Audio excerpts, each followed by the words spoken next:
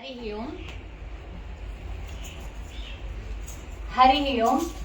ओम श्री सद्गुरु परमात्मने नमः। ओम श्री गणेशाय नमः। ओम श्री सरस्वत्यै नमः। ओम परम ऋषिभ्यो नमः। नारद भक्ति सूत्र सूत्र नंबर 9। तस्मिन् अनन्यता तद्विरोधिषु उदासीनता च।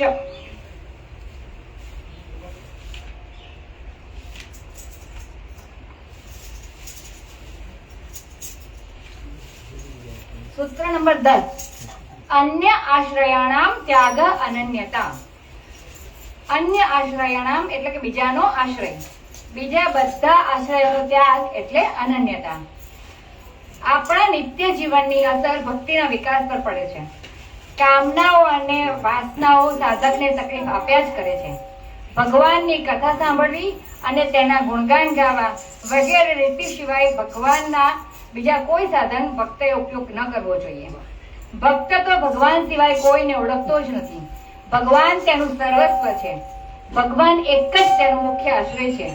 તે ભગવાન માટે જ જીવે છે, તેના માટે જ કાર્ય કરે છે। ઈશ્વર જ તેનો આધાર, તેનું બળ, તેની આશા અને તેની શ્રદ્ધાનું કેન્દ્ર છે।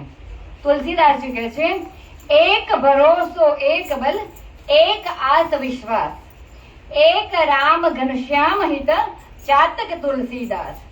ભક્ત તો ચાતકની માફક કેવળ ભગવાનના જ ચિત્તમાં લગાવી તેના પર નિર્ભર છે।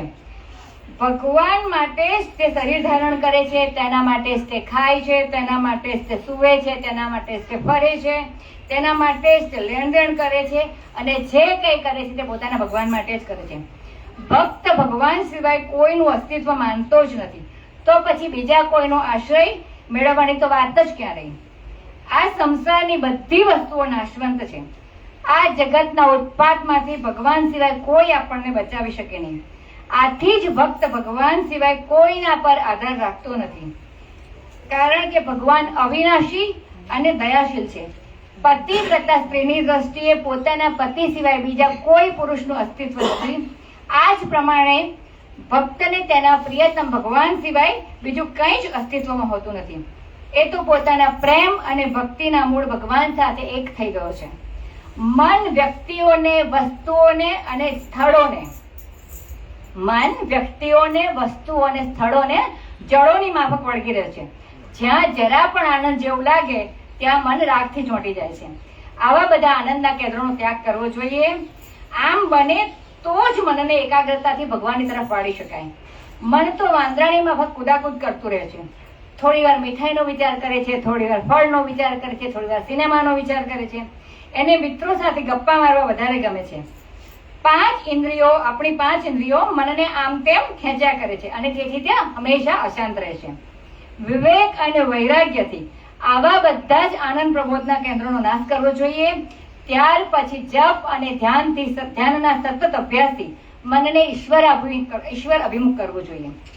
મન સાથેનો આ વિગ્રહ કોઈ નાનો સૂનો નથી। ગંગાજીના જળ પાછા બદ્રીનારાયણ પર ચડાવવા માટે કેટલા મુશ્કેલ છે।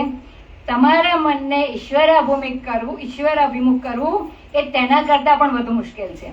વિષયો પ્રત્યે મનને કેન્દ્રિત કરવું સહેલું છે, કારણ કે તે તેના મનનો સ્વભાવ જ છે।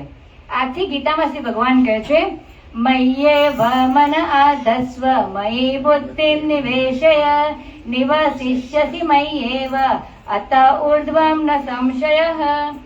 તારા મનને મારામાં એટલે કે ઈશ્વરમાં લગાવો, તારી બુદ્ધિને પણ મારામાં લગાવો, આથી તું મારામાં નિવાસ કરીશ, એમાં જરા પણ શંકા નથી।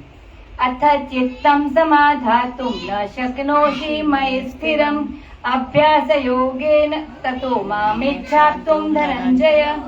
જો તું તારા મનને મારામાં ના કરી શકે, એ કરવા માટે અસમર્થ હોય, તો હે અર્જુન, અભ્યાસના પ્રયત્નથી તું મારામાં મન પરોવવાની ઈચ્છા કર। ધારણાના અભ્યાસમાં ખૂબ જ ધીરજ અને સતત પુરુષાર્થની જરૂર છે। એક થાંભલા સાથે બાંધેલું પક્ષી શરૂઆતમાં આમ તેમ ઉડવાનો સતત પ્રયત્ન કરે છે, પરંતુ જ્યારે તે થાકે ત્યારે શાંતિથી થાંભલા પર બેસી જાય છે, સ્થિર થઈને બેસી જાય છે। આ પ્રમાણે મન વિષય ભોગોથી થાકીને અંતે ભગવાનમાં આરામ કરશે। આ માટે સતત ધારણા અને અનન્ય ભક્તિની આવશ્યકતા રહે છે। હરિ ઓમ।